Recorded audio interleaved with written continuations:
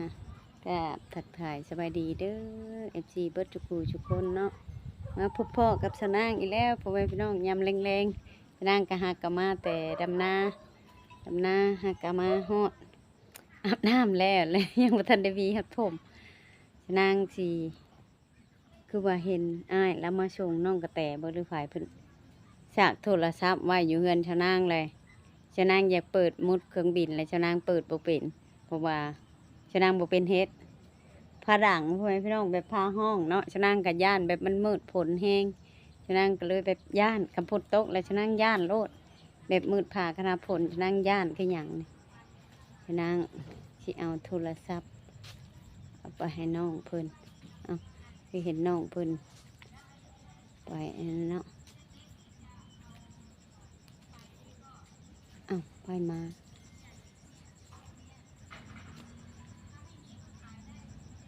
โอ้บ่แม่นแม่ฮักเพิ่นมาบ่เนาะ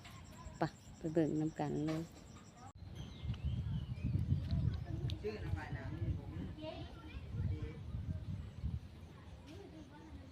น้องกระแตเพิ่นได้หยังเนาะ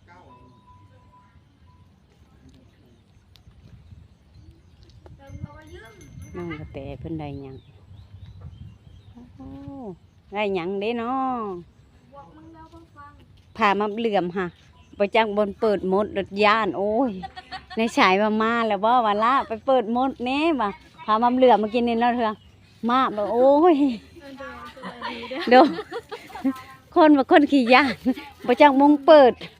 แม่เปิดบ่ได้มดก็ได้บ่มันตัวนี้มันได้เลื่อนทางลุ่มเนี่ยอคนตีในซ้าย เขาเปิดบ่ได้แม่โอ้ยตายแล้วมดอยู่ไสเด้เนาะพามาเหลื่อมแล้วรอดกับโทรศัพท์หาแม่ฮะขอบใจหลายได้หยังได้เพิ่งไม่ใช่คือว่าไปชิโนมืดมาแต่เก่งเฮ็ดแบบนี้นะเอามาแต่ชิโนทำมาแล้วมาแล้วพ่อแม่เฮาเพิ่นมาเด้เออเพิ่นบ่ให้ถ่ายคลิปบ่เป็นหยังแต่ว่าพื้นว่าเอาว่ามาแล้วบ่บัดนี้มาเหลือมแฮงเพราะว่าแม่มาแล้วตอนเที่ยงหันยันว่าอันนั้นแหละอีละมาแม่โทรศัพท์บ่เต็มได้เท่าไหร่ได้60ได้70อันนี้เต็มบ่ได้60ตอนเที่ยงค่ะมันแบตมันอยากเสื่อมได้60แล้วย่าละเชียบเม่นหั่นแหละว่ะมันมาเมื่อกี้นี่ปัดของแม่ปิดเบิดเดี๋ยวนี้ก็ยังปิดอยู่นี่มดเปิดอันมดเครื่องบินไว้ขึ้นเครื่องไว้ย่านแฮง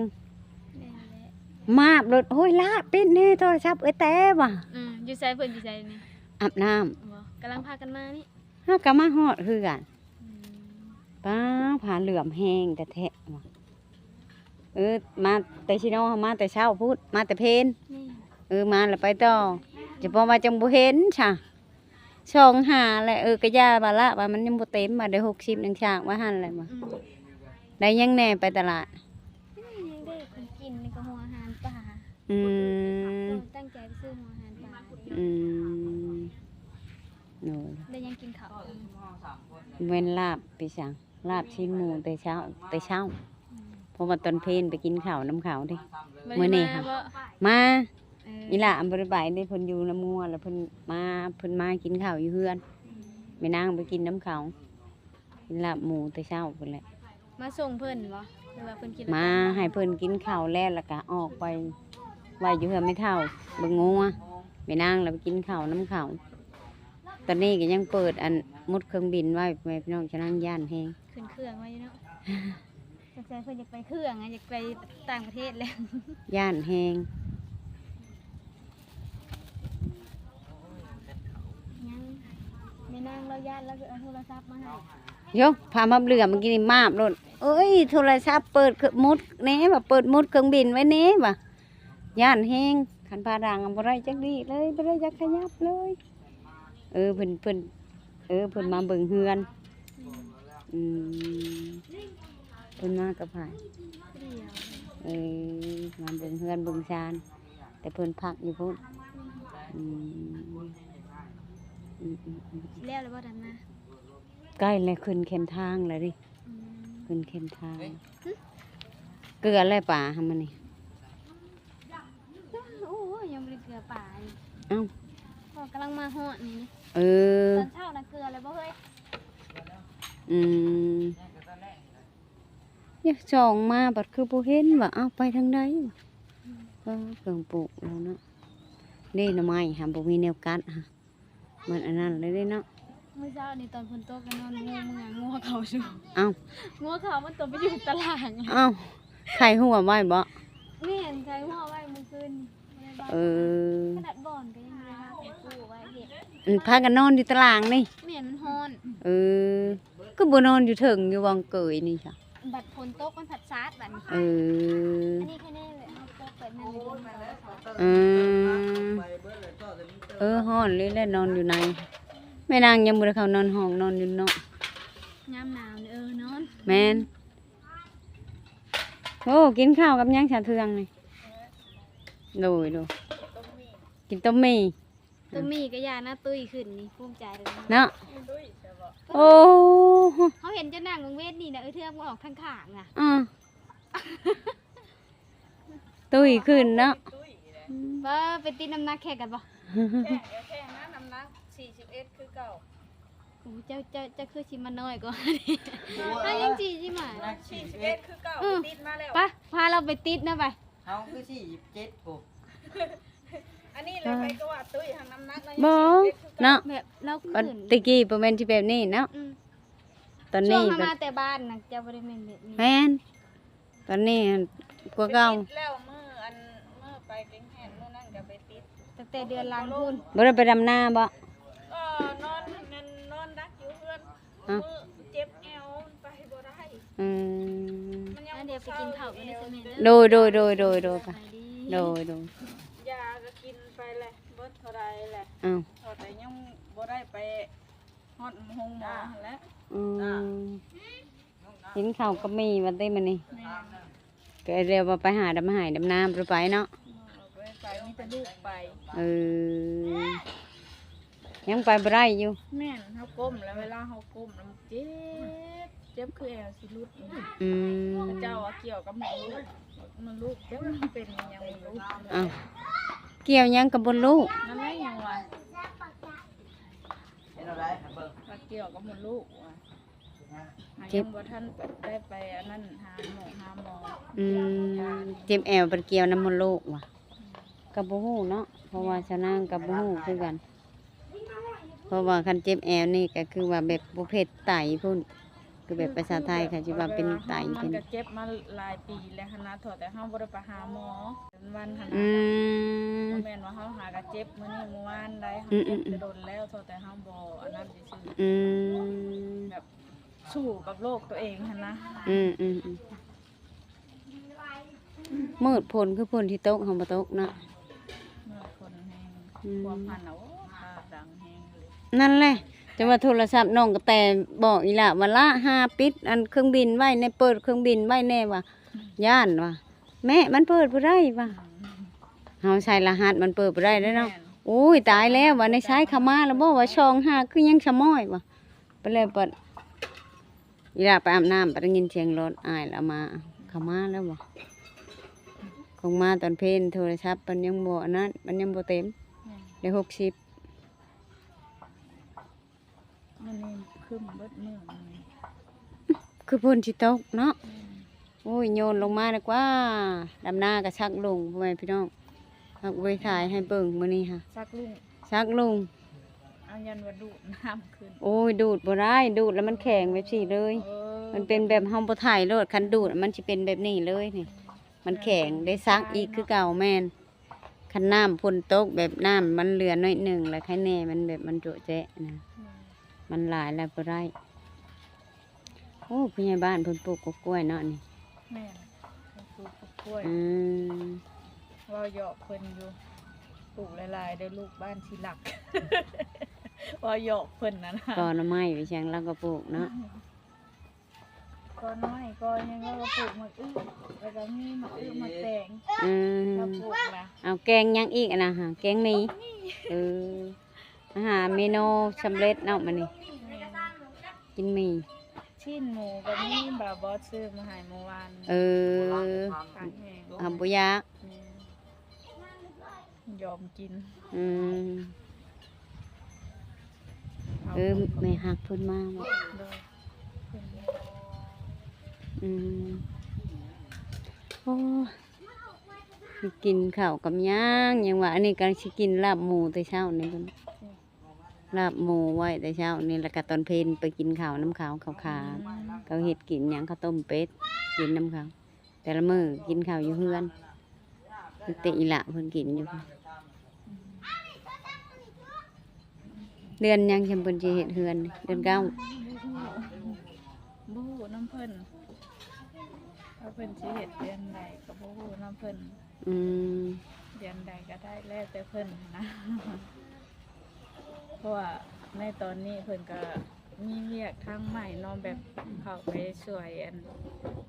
ชมพ่อลูกอันเอียนะพ่อแม่อันนั่นแหละ พี่ชาย อยู่บ้านนาเก่ง อืม เห็นกับเจ้าเข้าไปช่วยทางนั้นก่อน อืม ก็เลยว่าเฮาก็ยังมีบอนอยู่หั่นนะ อืมเพิ่นบ่มีบนอยู่จักดีบ่ แม่นเพิ่นบ่มีบอนอยู่ เออแล้วเป็นหยังค่ะชมพ่อลูก เอาโอ้โหแล้วเฮาก็เบิ่งคลิปก็ เอ้ เบิ่ง ย แบบ ยังบ่ได้เบิ่งเฮาคลิปไผ อันเอียนะชื่อคำลาบ่อันผู้ที่เขาไปช่วยหั่นนะ อืม ชื่อคำ บ่ ลา มอดบ่ มีเบาบอสเบาแซนเบาโอแล้วก็เบาเอียงเบาจอย อืม เขาไปช่วยแล้วก็เบาแอนนํเห็นอยู่ ถือว่าแบบเพิ่นลำบากชุดเนาะ แม่น อืม เห็น ตึง ว่า ซอย อหยังนอนในกองเฟืองบ่ประมาณนี้ อืม เห็นนั่นเพิ่นเขาไปถ่ายมาแล้วนะ อืม นอนในกองเฟืองประมาณนี้ ก็แฮงน่าสงสารเนาะ แม่น เฮาก็ยัง คิด ว่า ว่าเพิ่นลำบากที่สุดเลย แม่นเฮายังมีบนอยู่บนนอนชำนี้ก็ถือว่าโอเคอยู่ได้อ แม่น เพราะว่ามันก็ยังบ่ได้นั้นเอ้ายายเราอยู่เฮือนเนาะมื้อนี้ อยู่ เอออืม หาก็ถอดสโลมเพิ่นเมื่อคืน เอาเป็นหยังอีกแล้ว ใส่วิตามินให้เพิ่น ว่านนี่บ่เห็นอินยายนำมา แม่นเมื่อวานนี่แหละค่ะก็ถอดวัง10 โมงเมื่อคืน ทอดคืนนี่ แม่นขอยไปนอนเผาเมื่อคืน คืนนี่ค่ะ จะไปนอนเผาอยู่พุ่น แม่น อ้าว ถอดสโลมแล้วก็ก็มานอนอยู่เฮือน บ่ได้ฮู้ดะบ้านนางบ่ฮู้ แม่นบ่ได้ไปฮอดปานางเนาะบ่ได้ไปหา เออ ตีแล้ว แล้วเป็นหยัง บ้านนาง ล่ะจังไส แบบเราเป็นเมื่อยหั้นนะแบบใส่บำรุงให้เราซื่อเราบ่มีเลือดแบบนี้บ่บอสดอกโทรให้แพทย์มาใส่ให้ อืม บ่บอสจ่ายให้แล้วเรียบร้อย อืมอืมอืม แต่นอนเผาเราซื่อเมื่อคืน อืม สาลี บ่ฮู้เพราะว่าไปดำนาแต่ละมื้อพ่อแม่พี่น้อง แม่ ชะนางกันเนาะ แม่น ก็ไปซี่แหละ ก็ คือมื้อนี้ก็คือว่าเลิกแต่เว้นแน่ได้นี่5 โมงมาฮอดเฮือนแต่เก่าชำนี้ยังบ่ทันได้มา เลย แบบเฮามากลางค่ำกลางคืนเฮาก็เนาะก็บ่ฮู้ว่าไผเป็นหยังเลย ก็ เพราะว่าค่ำมาแล้วก็อาบน้ำอาบในแล้วก็นอนแล้วนะ ไปก็เมื่อยพราะ มันเมื่อยดิ ไป จ้ะ ปกติแหละ มันเมื่อยตากแดด เนาะไปก็เมื่อยคือกัน ก็เลยอีกอย่างก็บ่ได้ทั้งนี้ก็บ่ได้เล่าสู่ฟังหันนะก็เลยบ่ได้บอกว่าแม่เฒ่าเป็นนั่นเป็นนี่ก็บ่ได้บอกหั้นนะ แต่ถอดเพิ่นเมื่อคืนนี่ก็มา11 โมงก็มานอน เราถือว่าเราไข่แน่แล้วเนาะ แม่น ใส่จักโมงค่ะ ใส่ตั้งแต่3 โมงแรง อืม 3 โมงหา10 โมง โอ้ กลางคืน ก็คือว่าแหละบ่อยู่ก็คือชะนางว่าวแล้วพ่อแม่พี่น้องชะนางก็ไปดำนา โดย ก็บ่ค่อยอยู่เฮือนเนาะ โดย ก็ไปอยู่เลยๆเฮาก็บ่ฮู้ว่าไผเป็นหยังเป็นหยังเฮาก็บ่จัก โดย ก็ถือว่าคันบ่บอกก็บ่ฮู้เด้ แม่นหั่นแหละทำบ่บอก เพิ่นแนวบ่ได้อยู่เฮือนเนาะเฮาก็บ่ฮู้กันว่าเฮาอยู่เฮือนยังว่าเห็นแพทย์เพิ่นมาเพิ่นนั่นเฮาถามมาไปใส่ไผนะอืม เดี๋ยวว่าบอสเพิ่นโทรให้แพทย์มาใส่อันยามีแห้งแบบยาตื้มเลือดเพิ่นหั่นนะ อื แบบ ม บ่ให้เพิ่นเมื่อยก็ใส่เพราะอันนั้นแล้วก็ จักมื้อหลายก็มื้อชื่นลงมื้อชื่นบ่หรือมื้อหนึ่งนั่นแหละข่อยเอาปลามาให้เรา อืม แล้วก็ว่าเราเป็นเมื่อย เมื่อยน้ำลานเราเลย ผู้เฒ่าเร็วกับหลานอยู่แต่ละมื้อ คนนี้คนเฒ่าเนาะ มื้อเช้านี่ก็ใส่กับหลานบ่บาทหนึง เออ เร็วกับหลานทั้งแต่ละมื้อ อืม บ่ได้เร็วบ้านเร็วเมืองหรอกเร็วกับหลาน หลานบัดหลานดื้อเนาะ แม่นหลานบัดแฮงเว้าบ่พัง อืม โดยช่างละเบิ่งคิดไปเยี่ยมลาวก่อน โดยสบายดี โดยพ่อแม่พี่น้องเนาะก็มาถามมาถ่ายมาเอาโทรศัพท์มาให้น้องกระแตชะนางกระเพิ่นฉากป้าแม่นในเฮือนชะนางก็แบบย่านนั่นแหละพ่อแม่พี่น้องแบบผ้าเหลือมแห้งชะนางมามื้อนี้5 โมงเนาะมาหอดเฮือนเพราะว่าเพิ่นไปฉากไว้แต่เช้านี้โทรศัพท์อะไรแล้วเพิ่นไปเชโนแล้วมาตอนเที่ยงชะนางมาอันกินข้าวให้ลูกกินข้าวอยู่พี่เพราะว่าลูกบ่ได้ไปนำชะนางแล้วก็เลย โทรศัพท์มันยังบ่เต็มเนาะบ่เต็มแล้วชะนางก็เลยอาฉากปลาไว้ก็บ่เห็นน้องกระแตชะนางก็ไปอีกก็จนค่ำพี่แหละจึงได้โทษให้เพิ่นเพราะว่ามันบ่มีไผอยู่เนาะในเฮือนก็ได้เอาสำหรับคลิปนี้ชะนางก็มาถามไทยชาวเทืองกับน้องกระแตพ่อแม่พี่น้องว่าน้องกระแตเพิ่นได้หยังแนวอยู่แนวกินเพิ่นมาแต่ตลาดชิโนเนาะเพิ่นก็ชื่อแนวอยู่แนวกินเพิ่นว่าก็มาถามชาวเทืองกินข้าวกับหมี่ก็มีอยู่เพิ่นว่าชิ้นหมูอันบ่บอดเพิ่นชื่อมาให้บ้านนี้ หากบริกินเพิ่นว่ายอมกินเพิ่นว่าเพิ่นกินหมี่พ่อแม่พี่น้องสำหรับคลิปนี้จะนั่งก็จะจบไว้จำนี้ก็ถ้าติดตามอีกคลิปหน้าไปทางใดมาทางใดจะนั่งก็จะถ่ายลงไปให้ FC เบิ่งอีกคือเก่าพ่อแม่พี่น้องลาไปเลยเด้อกับสำบายดี